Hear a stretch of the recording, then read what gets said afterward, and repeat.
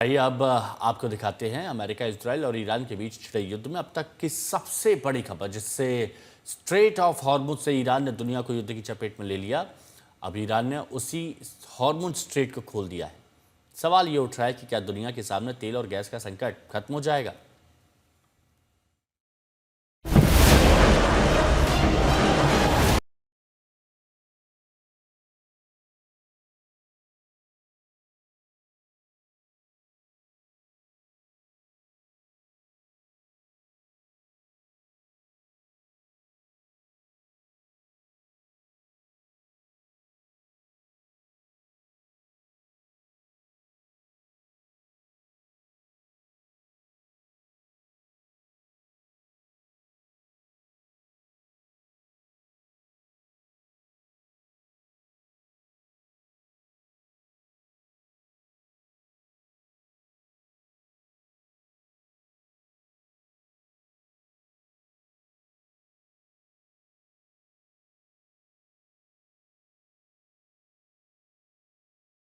Iran ने पानी फेर दिया।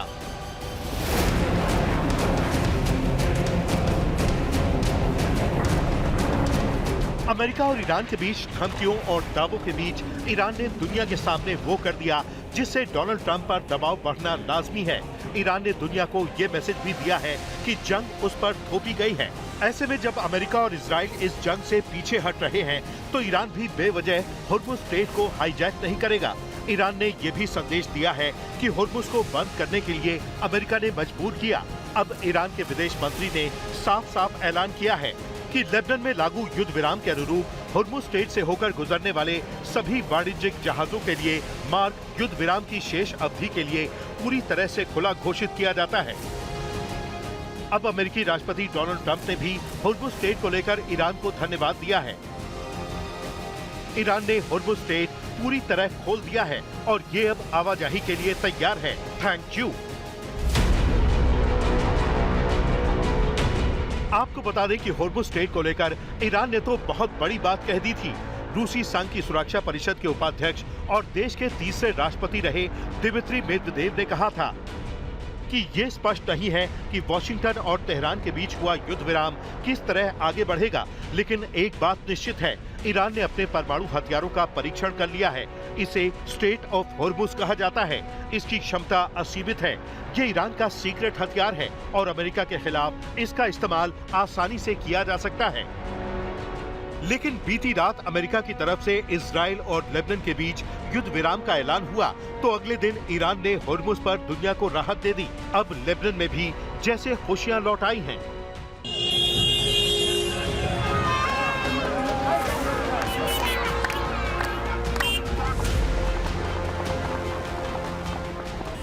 गोलियों की गड़गड़ाहट और रॉकेटों के शोर के बीच ये जश्न की आवाजें हैं।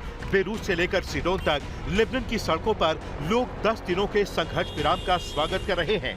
महीनों के खौफ के बाद आसमान में बारूद नहीं बल्कि आतिशबाजी के रंग दिख रहे हैं। सीज फायर लागू होते ही लोग अपने मलबे में तब्दील हो चुके घरों की ओर बढ़ने लगे हैं। दक्षिणी लेबनान में टूटे हुए पुलों की मरम्मत शुरू हो गई है, लेकिन इस जश्न के ठीक पीछे युद्ध की एक खौफनाक तस्वीर भी है। पिछले 24 घंटों में ही इजराइल ने हिजबुल्लाह के 380 ठिकानों पर भीषण हमला किया है।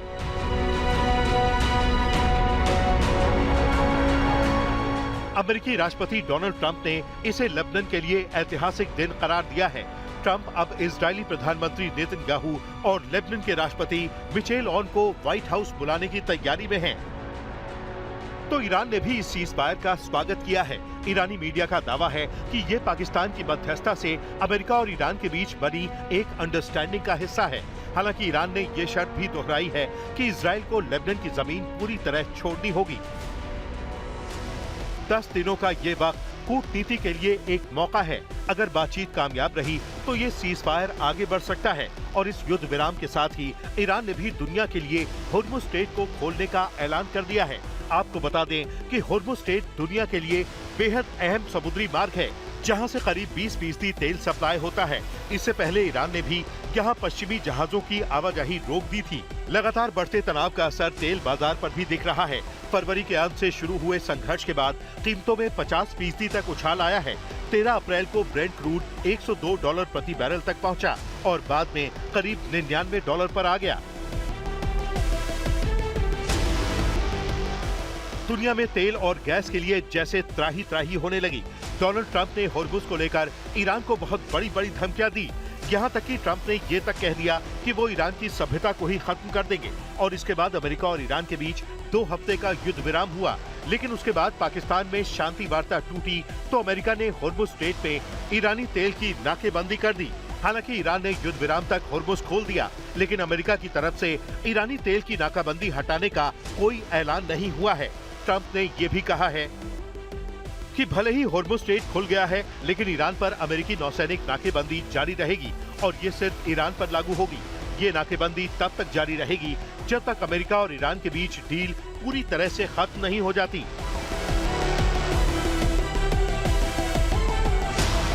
अमेरिकी सेंट्रल कमांड ने बताया है कि ईरान के बंदरगाहों की नाकेबंदी लागू करने के लिए उसने 12 जहाज, 100 विमान और 10,000 से ज्यादा सैनिक तैनात किए हैं।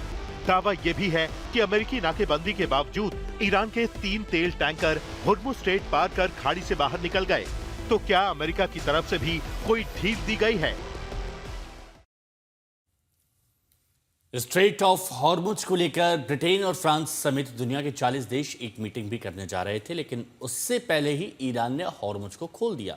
अब एक्सपर्ट ये मान रहे हैं कि दुनिया में वैश्विक ऊर्जा संकट लंबे समय तक बना रहेगा और इसके पीछे 6 बड़े कारण भी हैं।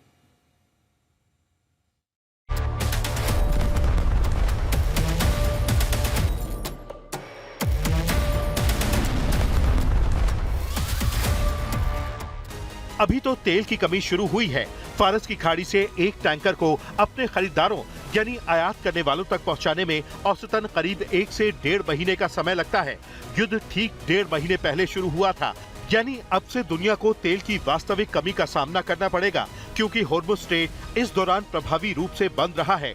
अब जब तेल की उपलब्धता कम होगी तो भले ही ईरान होर्मुज को फौरन खोल दे, कीमतें युद्ध पूर्व स्तर पर वापस नहीं आएंगी। तेल संकट से कहीं अधिक गंभीर है गैस संकट। ईरान युद्ध से पहले दुनिया पाइपलाइनों पर निर्भरता कम करने के लिए तेजी से एलएनजी की ओर रुख कर रही थी। एलएनजी की आपूर्ति में तेजी से सुधार संभव नहीं है। कतर से निर्यात के लिए कोई वैकल्पिक समुद्री मार्ग नहीं है, जबकि तेल का निर्यात कुछ हद तक जमीनी पाइपलाइनों से होर्मुज स्ट्रेट को बाईपास करके किया जा सकता है। उत्पादन को पहले जैसा करने में लंबा वक्त। अंतर्राष्ट्रीय ऊर्जा एजेंसी के आंकड़ों के अनुसार युद्ध के दौरान मिडिल ईस्ट में स्थित 40 से अधिक तेल और गैस संयंत्रों को हमले से नुकसान हुआ है। कतर के रास लफान गैस फील्ड में सबसे ज्यादा नुकसान हुआ है। ईरानी मिसाइलों ने दुनिया के सबसे बड़े गैस लिक्विफाई करने वाले संयंत्र की 17% क्षमता को नष्ट कर दिया। इसकी मरम्मत में कई महीने लगेंगे और इस पर अरबों डॉलर का खर्च आएगा। सरकारों के सामने संकट। युद्ध से पहले खाड़ी देशों ने बढ़ती आबादी और वैश्विक अर्थव्यवस्था की जरूरतों को पूरा करने के लिए अपने उत्पादन को बढ़ाने की योजना बनाई थी। उपभोक्ता देशों को उम्मीद थी कि तेल पर्याप्त मात्रा में उपलब्ध होगा और गैस की आपूर्ति भी बढ़ेगी। अब उपभोक्ताओं को महंगी ऊर्जा के साथ साथ परमाणु, सोलर, विंड, बैटरी और कोयले जैसे विकल्पों में किए गए निवेश और उद्योगों को दी जाने वाली सब्सिडी के लिए भी लोगों को अधिक भुगतान करना होगा। रणनीतिक भंडार को फिर से तैयार करना अहम। युद्ध के कारण मध्य पूर्व से रोज 10 से 12 करोड़ बैरल तेल बाजार नहीं पहुंच पाया है। रणनीतिक भंडार इसकी भरपाई के लिए रोज 3 से 4 करोड़ बैरल तेल जारी करते हैं। अब भंडार खतरनाक स्तर तक कम हो जाएंगे। फिर से युद्ध शुरू होने का खतरा। ये समस्या केवल होर्मुज स्ट्रेट तक सीमित नहीं है, लाल सागर पर भी खतरा मंडरा रहा है। यहाँ ड्रोन का इस्तेमाल करने वाले और ईरान का समर्थन करने वाले समूह अन्य महत्वपूर्ण समुद्री मार्गों को भी निशाना बना सकते हैं। यानी अमेरिका और इजराइल ने ईरान के खिलाफ जंग तो छेड़ दी, लेकिन अब ये जंग रुकने पर भी दुनिया के लिए नई चेतावनी के रूप में खड़ी है। आज तक ब्यूरो।